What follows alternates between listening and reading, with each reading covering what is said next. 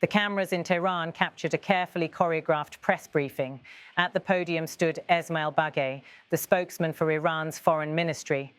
Facing rows of reporters and the glare of television lights, he chose his words with deliberate precision. We have no plans for negotiations at this stage. We have no plans for negotiations at this stage. Our current focus is on studying the consequences and repercussions of the steps taken by the 3 European countries and the United States.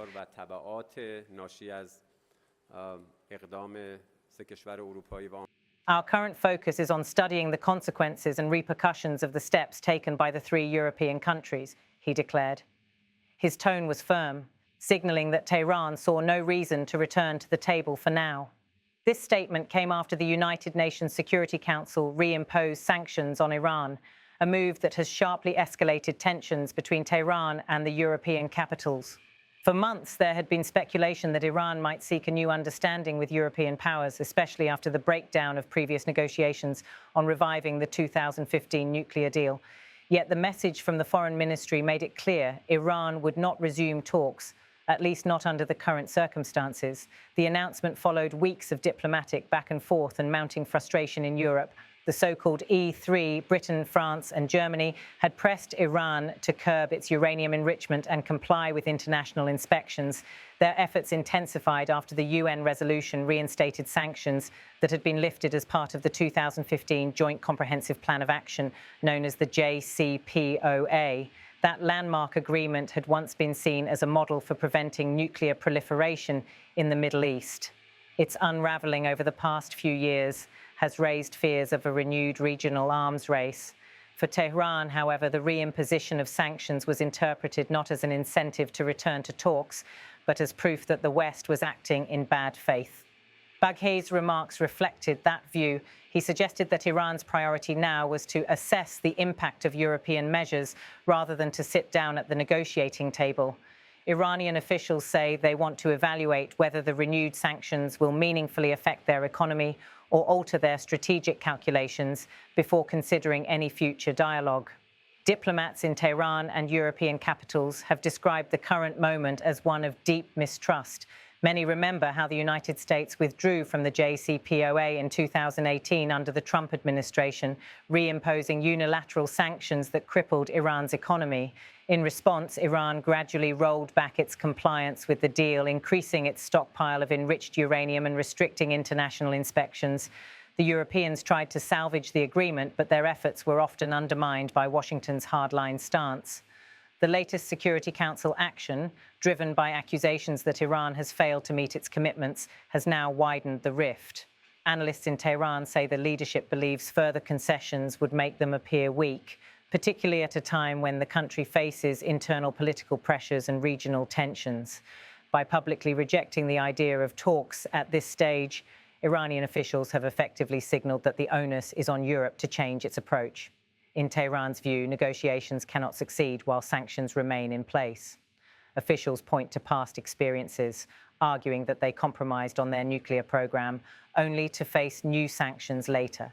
This sense of grievance resonates with many ordinary Iranians who have borne the brunt of economic hardship caused by international restrictions. Inflation has surged, foreign investment has dried up, and unemployment remains high. For the government, resuming talks without a clear sign of goodwill from the West risks appearing to capitulate. The announcement has drawn sharp reactions in European capitals.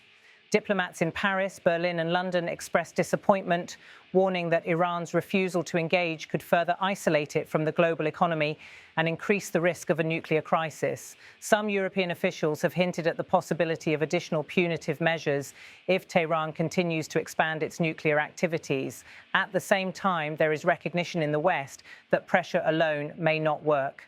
The European Union's foreign policy chief has urged both sides to return to diplomacy, arguing that dialogue remains the only path to prevent further escalation. But for now, Tehran's message is unequivocal. The door to talks is closed. Behind the scenes, regional dynamics are also shaping Iran's stance. The war in Gaza, ongoing tensions with Israel, and competition with Gulf Arab states have created a highly volatile environment. Iran's leaders believe that any sign of weakness in negotiations could embolden their rivals.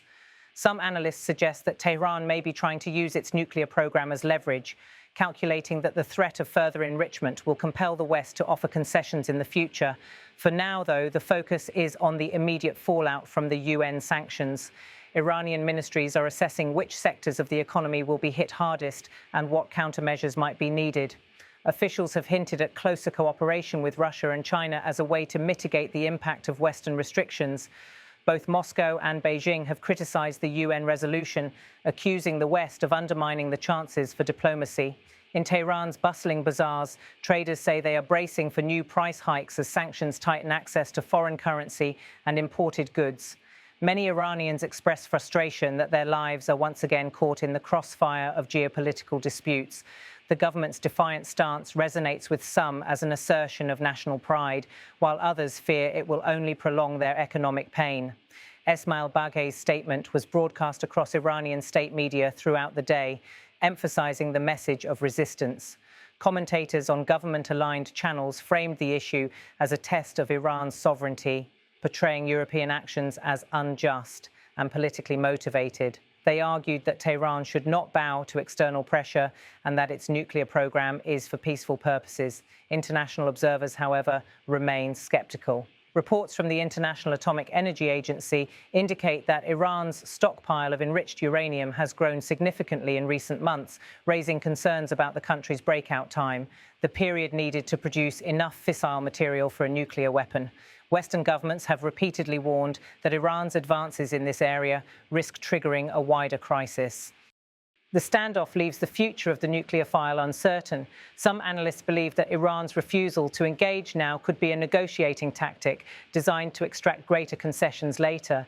Others warn that prolonged deadlock increases the risk of miscalculation and conflict, especially given the heightened tensions in the region.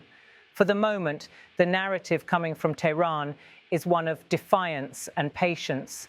Officials say they will continue to monitor the consequences of the UN sanctions and the steps taken by the European powers. Whether this period of study will lead to renewed talks or to further escalation remains an open question. As night fell in Tehran, the government's stance seemed firmly set. The capital streets bustled with evening traffic, and in cafes and homes, people debated the latest developments.